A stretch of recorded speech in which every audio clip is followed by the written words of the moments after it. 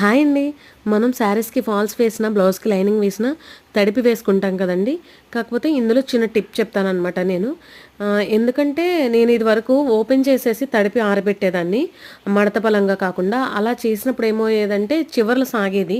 ఇలాంటి ప్రాబ్లమ్ చాలామంది ఫేస్ చేసే ఉంటారు. కాకపోతే ఇలా ఫోల్డ్ చేసి ట్రై చేశాను నేనొకసారి. అంతే కింద గూడా ఆరబెట్టడం మానేశాను. ఓన్లీ తాడు మీద మాత్రమే ఆరబెడుతున్నాను. ఒకేసారి ఒక 10 ఫాల్స్, 15 ఫాల్స్‌లు ఎన్ని ఎక్కువగా ఉన్నప్పుడు శారీస్ అవి ఎక్కువగా ఉన్నప్పుడు ఇలా తడిపేసి మడత మీద చక్కగా గట్టిగా పిండేసి ఆరబెట్టుకుని ఇలా ఫోల్డ్ చేసి పెట్టుకుంటున్నాను.